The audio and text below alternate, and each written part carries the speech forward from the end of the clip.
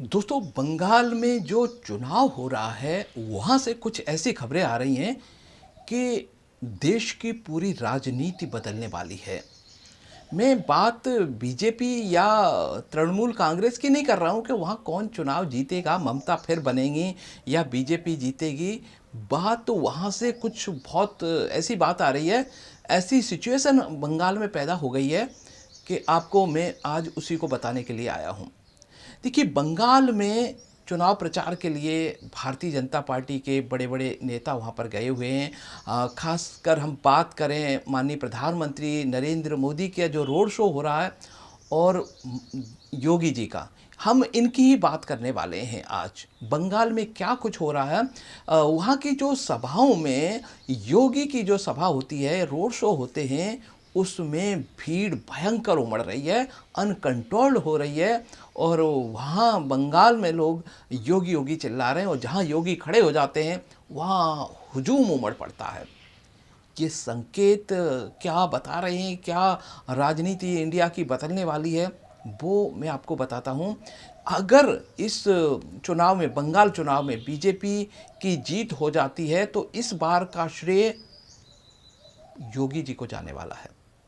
कारण कि मोदी जी की सभाएं उतनी ज़्यादा इफ़ेक्टिव नहीं रही हैं। अब यही कारण है कि बीजेपी ने कुछ इलाके, मतलब रैलियां दूर दूर कर दी हैं। जहां योगी की रैली होती है उसके आसपास भी मोदी जी की रैली नहीं होती।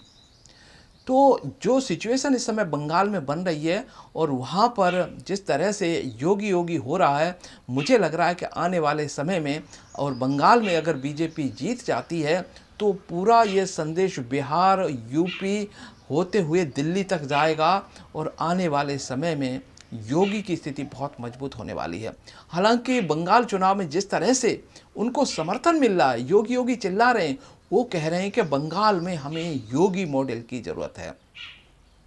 बंगाल की स्थिति किसी से छुपी नहीं थी। एक समय वो था कि जो अपराधों का ग्राफ हुआ करता था वो सबसे ज़्यादा यूपी, बिहार और बंगाल का ही था। और हालात ये थे कि कोई भी अमीर व्यक्ति यूपी, बिहार में तो रहना नहीं चाहता था। अगर पैसे वाला हो गया तो वो या तो शहर के किनारे आएगा या नहीं तो प्रदेश छोड़ के ही दूसरे प्रदेशों में शिफ्ट हो जाते थे। कोई इंडस्ट्री नहीं लगाना चाहता था।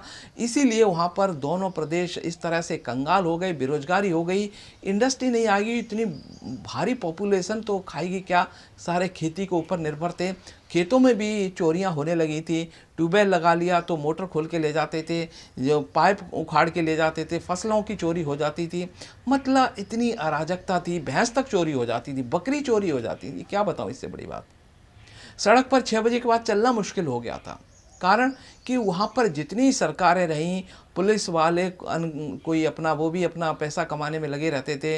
और कई तो ये कहते हैं कि पुलिस वालों के रिश्तेदार ही या उनके जान पहचान वाले ही वो चोरियां किया करते थे। अब पुलिस वाले मिले होंगे तो उनका हौसला चोरों को तो बढ़ना ही था। तो वहाँ पर जो लूटपाट अराजकता थी और योगी जी के आने के बाद यूपी का जो आपराधिक ग्राफ है वो इस तरह से नीचे आया है कि लोग जो बाहर चले गए तो यूपी छोड़ के वापस यूपी आने लगे हैं। अमीर लोग गांव में रहने लगे हैं। अब रात दिन कहीं भी विचरण कर सकते हैं। फसलें सुरक्षित हैं, भैंसें सुरक्षित हैं, बकरी सुरक्षित हैं। और वहाँ पर अगर हम महिलाओं की स्थिति की बात करें तो वहाँ पर कोई महिलाओं की तरफ या तो बहन बेटी की नज़र से देखेगा, हाथ जोड़ लेगा। लेकिन उनको जो पहले की स्थिति थी, उनको कमेंट्स कसे जाते थे, छेड़खानी होती थी। अब किसी की हिम्मत नहीं है उत्तर प्रदेश में कि किसी बहन बेटी को कोई गलत नज़र से देख भी सके। तो जो सुधार हुए हैं वो बिहार पहुँचे और बिहार में भी बीजेपी को समर्थन मिला। वहाँ भी योगी मॉडल की तैयारी हो रही है अगर बीजेपी का मुख्यमंत्री बन जाता है। अब उन्होंने कहा कि बिहार जब बीजेपी सौंप सकती है, बिहार से सटा हुआ बंगाल है, तो बंगाल में भी योगी जब चुनाव प्रचार करने गए तो उन्होंने कहा कि हमको तो योगी मॉडल चाहिए, जिसको भी बनाओ यहाँ पर अपराध कम होने चाहिए, बहन बेटियों की इज्जत सुरक्षित नहीं है, ऐसे प्रदेश में हम रह के क्या करेंगे। तो बंगाल की स्थिति किसी से छुपी नहीं है, आपराधिक ग्राफ बहुत ज़्यादा हैं। तो उसको नीचे लाने के लिए थोड़ी सख्ती की ज़रूरत है। तो मैं आज इस वीडियो में ये कह रहा हूँ कि अगर बंगाल में जीत होती है और जो योगी का कद बढ़ रहा है, वो बड़े बड़े लीडर हैं बीजेपी के, उनको कहीं न कहीं उनके माथे पे शिकन पैदा हो सकती है। और हो सकता है कि 2027 के बाद में हलचल इतनी बढ़ जाए कि दिल्ली की गद्दी पे योगी को बिठा दिया जाए। कुल मिला के बात करें तो बंगाल का चुनाव बहुत बड़ा उलट-फेर लेके आएगा, ख़ासकर भारत की राजनीति में। और भारत की राजनीति में 2027 में यानी 26 तो लगभग ये चुनाव मई में ख़त्म होंगे, 5-6 महीने मंत्रणा में लगेगा।